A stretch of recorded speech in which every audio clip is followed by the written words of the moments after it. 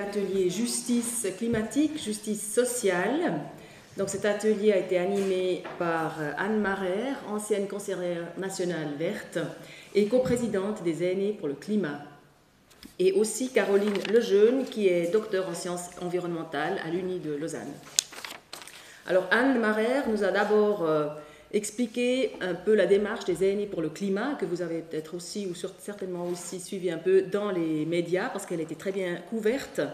Donc en août 2016, cette association, les aînés pour le climat, a été créée, et le but était en fait d'intervenir au niveau judiciaire en ce qui concerne en fait l'état de la planète, l'état du climat, pour vraiment garantir en fait les droits fondamentaux qui figurent dans la Constitution fédérale, qui sont le droit à la santé et le droit à la vie. Et donc pour pouvoir faire une action en justice, il fallait une association qui ait la personnalité juridique. Donc c'est pour ça que cette association a été créée en 2016. À l'époque, il y avait 150 aînés, donc des aînés qui avaient des atteintes justement au niveau de leur santé suite au réchauffement climatique ou à la pollution.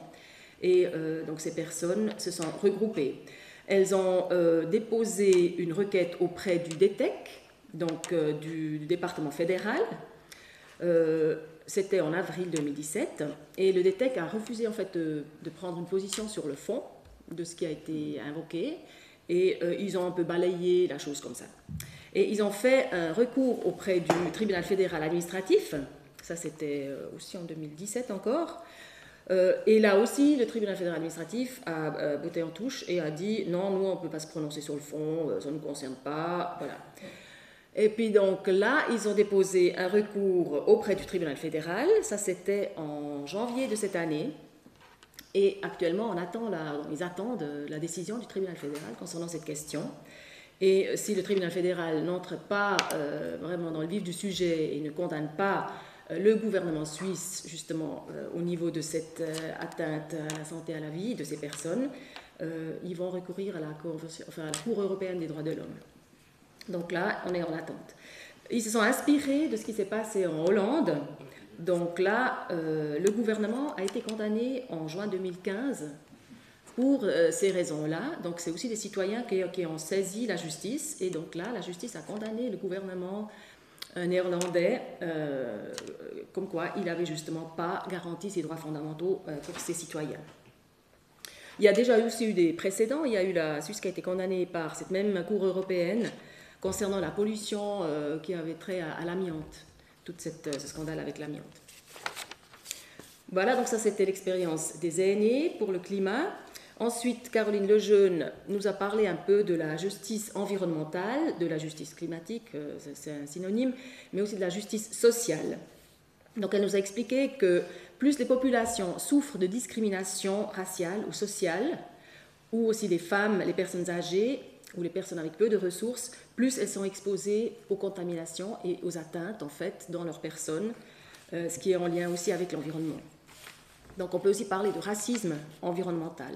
Donc on le voit justement aussi dans le contexte de l'initiative pour les entreprises, les multinationales responsables. On voit très bien ces populations pauvres en Nicaragua, enfin les pays vraiment défavorisés, où les personnes ont de la peine à faire respecter leurs droits à la terre. Ils sont expulsés de manière très brutale de leur terre et ils subissent aussi des pollutions comme par exemple les paysans en Inde.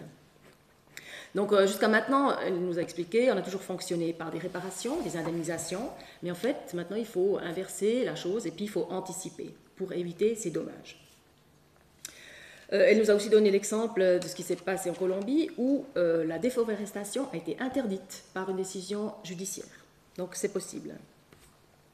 Ensuite, on a discuté un peu au niveau du groupe et on s'est dit c'est bien beau de faire des actions en justice, mais le problème n'est pas résolu. Même si la Suisse va être, si c'est le cas, va être condamnée par le tribunal fédéral parce que le gouvernement ne respecte pas ses droits fondamentaux garantis par la Constitution, ben voilà, on n'est pas plus avancé. Après, il faut mettre en pratique. Donc, on a aussi dit, mais il faut que justement le changement vienne de la base. Ce qui se passe aussi maintenant, on le constate avec les marches pour le climat. donc les jeunes qui prennent vraiment le pouvoir et qui vont dans la rue et qui vont exiger des changements. Mais c'est vrai aussi qu'une décision judiciaire peut donner un argument de poids aux Verts et puis à tous les gens qui s'engagent pour dire, mais voilà, maintenant, on doit avoir par exemple une loi sur le CO2 conséquente, efficace, puisque le tribunal fédéral a dit qu'il faut respecter le droit à un environnement sain, le droit à la vie et à la santé. Donc ensuite, Caroline Lejeune nous a aussi expliqué un peu des contradictions. Donc les gens qui manifestent pour le climat, justement ces jeunes, mais qui ne sont en fait pas ceux qui en souffrent le plus. Et puis là, on est tombé sur les gilets jaunes qui souffrent concrètement de mesures qui ont été prises, mais dans une vue de justice climatique. Donc les taxes qu'on veut mettre sur le carburant, mais qui peut être contradictoire avec la justice sociale. Donc là, ça c'est une problématique qui a surgi plusieurs fois. Ensuite, on a cherché des solutions pour la justice climatique, si possible en accord avec la justice sociale. Et puis là, on a dégagé quelques pistes. C'est par exemple isoler le parc immobilier, parce que, donc en isolant le parc immobilier, enfin assainissant de manière énergétique le parc immobilier, le locataire paye moins de charges. Bon, après, il y a encore la problématique avec le loyer qui peut augmenter, il ne faut pas qu'il y ait d'abus. Et en plus, l'environnement bénéficie d'un parc immobilier assaini et il y a moins de pollution, il y a moins d'émissions de CO2. On a aussi parlé du gaspillage alimentaire, évidemment, qui est aussi une problématique qu'il faut absolument combattre. On a parlé des transports publics attractifs. Et on a pris l'exemple dans le canton de Neuchâtel de l'initiative des Verts pour des transports publics gratuits. Donc ça, c'est un excellent exemple de justice climatique et justice sociale, puisque les gens qui n'ont pas beaucoup de moyens, ils ne devront plus payer les transports publics. Et au niveau du climat, ils y gagnent, puisque les transports publics sont encouragés et probablement les transports publics comme la voiture, les besoins seront réduits. Ensuite, on a aussi parlé d'initiatives contre les pesticides, donc interdire les pesticides, tous les produits phytosanitaires. Et puis, on a aussi mentionné les plantes invasives qu'il faudrait aussi combattre avant qu'on ait vraiment trop de problèmes avec ça. Ensuite, on est revenu sur cette conclusion que l'idéal, ce serait de ne pas devoir intervenir en justice. Ça, c'est clair, toujours anticiper, mais que l'homme a vraiment de la peine à anticiper. Il va toujours trop loin. Et puis après, il se dit, ah ben oui, c'est vrai qu'il y en a des problèmes.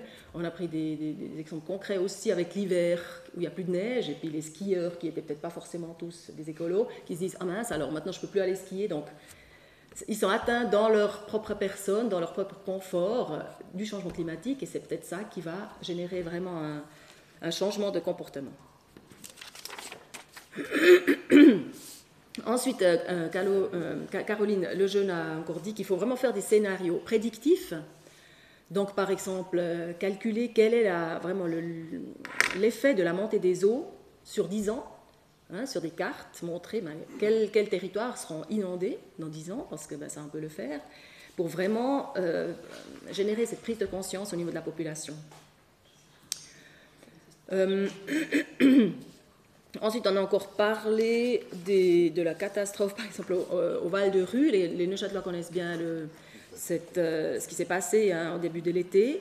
Ces inondations qui se passent maintenant près de chez nous, en Valais, ça fait déjà plusieurs années que ça arrive.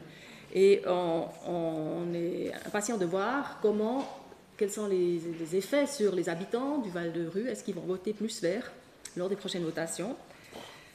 Voilà, on se réjouit de voir. Et puis, pour finir, peut-être une conclusion de ce qu'on pourrait faire, puisqu'on devait chercher en fait, des exemples concrets qu'on pouvait proposer, ce qui était un peu compliqué dans cet atelier-là quand même. Mais ce serait que les Verts cantonaux, dans tous les cantons, en fait, déposent des actions en justice au niveau du canton, donc dans la justice cantonale, pour faire justement invoquer les droits qui figurent dans les constitutions cantonales, notamment la constitution genevoise, qui est toute nouvelle, qui garantit le droit à un environnement sain. Et qu'on pourrait en fait lancer une action concertée de tous les Verts, de tous les cantons, de déposer ces actions en justice en même temps, et puis de faire un peu d'attirer l'attention là-dessus et puis de voir ce qu'on peut atteindre au niveau cantonal. Voilà, ça c'est un peu ce que je voulais vous dire pour cet atelier. Merci, Véronica. C'est juste quelque chose qui est sorti avec ça, je crois, qui bosse avec l'UNIA. L'idée que les travailleurs dans les villes, ceux qui travaillent dehors, en fait, c'est aussi une question de sécurité au travail, en fait, ces canicules et tout ça. Alors ça, on pourrait trouver peut-être des réseaux pour travailler ensemble sur un sujet en particulier, le réchauffement climatique et l'impact sur les travailleurs. Ça, pour moi, c'est une question de justice aussi locale. Merci.